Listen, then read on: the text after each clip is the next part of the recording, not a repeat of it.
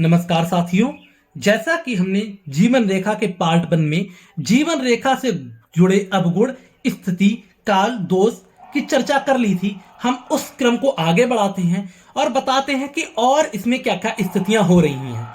अगर हमारी जीवन रेखा यहां मूल से प्रारंभ तो हुई है, लेकिन मणिबद्ध तक ना पहुंच के बीच में ही कहीं पे जैसे शुक्र पर्वत पे आके गोलाकार घूम जाती है, इस तरीके से व्रत बनाती है, छल्ला बनाती है, तो यह बहुत ही ज्यादा अशुभ है।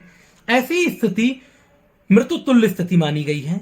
ऐसी स्थिति में हम अपना दूसरा हाथ देखते हैं, उसकी जीवन रेखा देखते हैं। अगर उस पर भी ऐसा छल्ला या दीप या क्रॉस इस तरीके से या इस तरीके से कोई निशान आ जाए, या हृदय रेखा में वहां पे ही क्रॉस हो, बहुत ही ज्यादा गंभीर समस्या होगी, बहुत बड़ी दुर्घटना हो सकती है।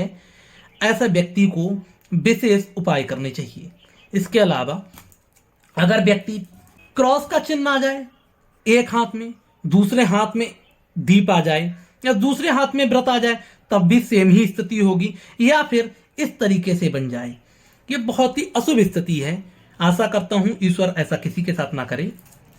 उसके अलावा अगर मैं आगे बढ़ता हूं, किसी के जीवन रेखा पर नीचे एक बिंदु आ जाए बहुत बड़ा सा, इस तरीके से, ये बिंदु सीधे सीधे दिखाता है कि ऐसे व्यक्ति की पानी से संबंधित दुर्घटना हो सकती है, इसमें उसकी मृत्यु भी जा सकती है, या वो आत्महत्या कर सकता है, यह आत्महत्या का लक्षण दिखाता है। इसी के साथ में बिंदु ना हो, अगर केवल व्रत हो, जीवन रेखा पे ऐसा व्रत बन जाए बड़ा सा, ये हमारी जीवन रेखा है, इस तरीके से व्रत बन जाए, ये भी पानी में डूबना या फिर बड़ी दुर्घटना का लक्षण दिखाती है। यह कोई भी शुभ स्थिति नहीं है। हम अपने दूसरा हाथ देखेंगे, उसकी स्थितियों को देखेंगे, अपनी हृदय रेखा को देखेंगे। अगर कुछ अशुभ चिन्ह है तो इसका निवारण जरूर करना चाहिए।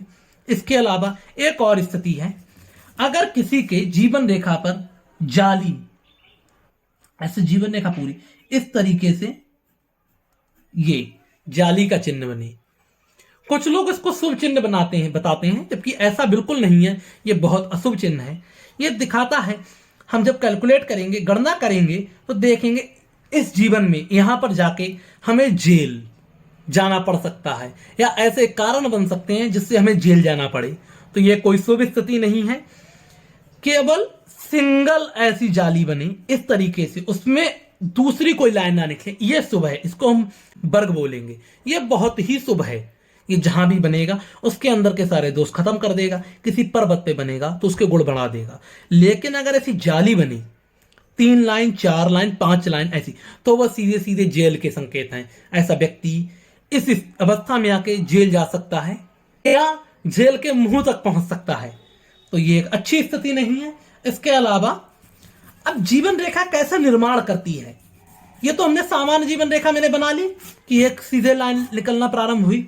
अगर जीवन रेखा ऐसे ना निकल के छल्ले, जिसको हम जंजीर बोलते हैं, श्रृंखला बोलते हैं, ऐसी पूरी की पूरी श्रृंखला ही चली जाए।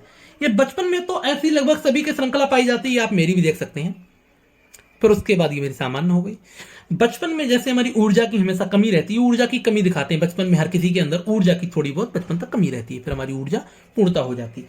यह दिखाती है व्यक्ति जीवन भर कमजोर रहेगा, स्वास्थ्य अच्छा नहीं रहेगा, ऊर्जा की कमी रहेगी, चिड़चिड़ा रहेगा, बेचैनी रहेगी, यह अच्छी नहीं है। या फिर किसी की ऐसी जीवन रेखा हो लहरदार, यह दिखाती है वह अपनी बातों पे अडिग नहीं रहेगा, कई ऐसे बदलाव करेगा जीवन में जो अच्छे नहीं होंगे। ये ही शुभ स्थितियां नहीं है। उसके अलावा जो सबसे ज्यादा व्यक्तियों के हाथ में पाई जाती है वह होता है दीप का चिन्ह। दीप का चिन्ह अगर आप ऐसे देखेंगे, जीवन रेखा बहुत ही सुंदर और स्पष्ट आ रही होगी, बीच में ऐसे दीप का चिन्ह बनेगा, ऐसे चला जाएगा। ये कुछ लोग इसको बहुत शुभ बताते हैं। अंगूठे में ये चिन्ह यब कहलाता है, और ये बहुत ही शुभ स्थिति है। जैसे ये बना हुआ है स्पष्ट यब, बहुत ही शुभ।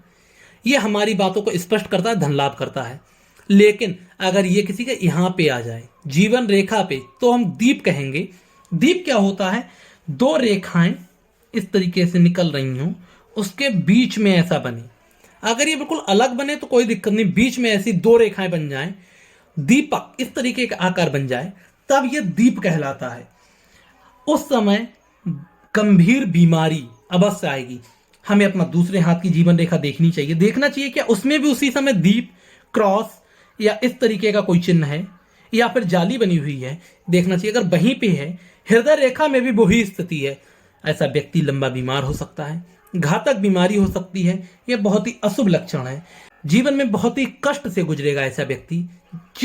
जहां पर वो दीप है वहां पे कष्ट होगा, लेकिन अगर इस दीप को एक वर्ग घेर ले, जैसे मैंने आपको बताया था, पूर्णता निवारण हो गया है, यह हमारी जीवन रेखा पूर्ण मानी जाएगी, दीप का असर पूर्णता समाप्त हो गया है।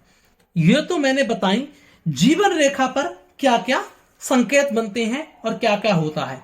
लेकिन एक पूछा जाता है कि मेरे जीवन रेखा से एक और रेखा निकल आई है, जैसे ये मेरी एक स्पष्ट सुंदर रेखा जा रही थी मणिबद्ध तक, ये अगर जो मैंने प्रथम स्थिति बताई थी उसमें तो जीवन रेखा शुरू ही हो रही थी गुरु पर्वत से, ऐसा ना होकर यहां से एक रेखा निकली। ये दिखा देता हूं आपको, ये देखिए, हो सकता है अभी नहीं दिखाई दे रही, ये देखिए, ये जो रेखा है इस तरीके से किसी की रेखा निकल जाए, बृहस्पति पे पहुंचे, शनि पे पहुंचे, सूर्य पे पहुंचे या बुध पे पहुंचे या मंगल पे पहुंचे, इस तरीके की रेखा निकल के, जैसे ये रेखा निकल के इस तरीके से, इस तरीके से, इस तरीके, कहीं भी पहुंचे, जिस पर्वत पे पहुंचेगी उसके गुणों को दुगना कर देगी। बृहस्पति पे पहुंचेगी, व्यक्ति धार्मिक महत्वाकांक्षी हो जाएगा। जहां से ये निकली है उस अवस्था से अंत तक बहुत ही धार्मिक रहेगा। ये रेखा इस तरीके से निकल जाए, यहां पे एक अच्छा चिन्ह बन जाए स्वास्तिक, यहां पर रेखा यहां पे हमारा केतु पर्वत पे समाप्त हो, सीधे सीधे ये मोक्षदायिनी रेखा बन जाती है।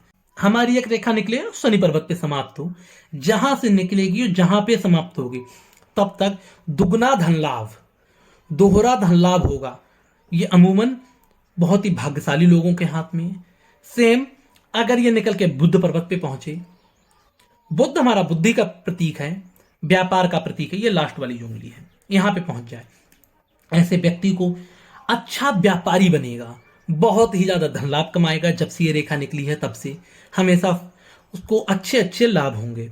अगर सूर्य पे पहुंचे, ऐसा व्यक्ति सरकारी पद, मान प्रतिष्ठा, सरकारी लाभ, बहुत ही ज्यादा यश प्राप्त करेगा।